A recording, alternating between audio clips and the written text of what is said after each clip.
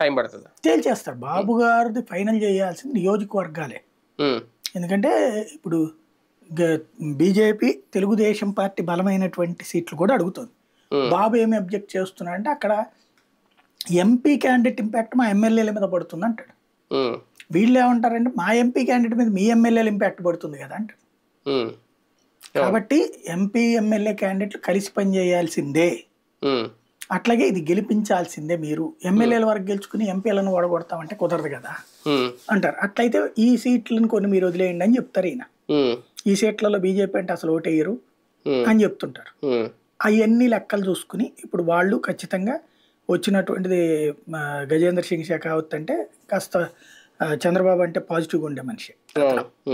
అట్లాగే ఈ శివప్రకాష్ జీ కూడా, శివప్రకాష్ జీ వచ్చాడు న్యూట్రల్గానే ఉంటాడు, ఆయన ఎటువైపు ఉండేటువంటిది కాదు. ఇంకోటి పార్టీ రాష్ట్ర నాయకత్వం జాతీయ నాయకత్వం నుంచి వచ్చారు కాబట్టి వైస్ ప్రెసిడెంట్ కూడా వీళ్ళ ముగ్గురుతో కలిసేసి ఈలోపు పురంధేశ్వరితో కూర్చున్నారు, పవన్ కళ్యాణ్తో కూర్చున్నారు, లిస్ట్ ఫైనల్ చేసేస్తారు. 14వ తారీఖు వాళ్ళది లిస్ట్ అనౌన్స్మెంట్ ఉంది, సెకండ్ లిస్ట్. మొన్న 195 అనౌన్స్ చేశారు కదా, 14నో 11నో ఎప్పుడు ఇవాళ రేపు అనౌన్స్ చేసేస్తారు ఇంకొక లిస్ట్. ఆ లిస్ట్ టైంకి ఈ పేర్లు పెట్టేందుకు ప్రిపేర్ అవుతున్నారు. అక్కడి నుంచి అనౌన్స్మెంట్ ఉంటుంది. ఒక రకంగా వైసీపీని ఢీకొట్టేంత బలమైన పొత్తుగా ఈ మూడు పార్టీలు కలిసాయి కాబట్టి ఆ బలం ఈ పొత్తులు ఏమైనా కనిపిస్తుంది. ఒక బలమైన పొత్తుకి ఈ పొత్తుని చూడొచ్చా? ఖచ్చితంగా చూడాలి. ఎందుకంటే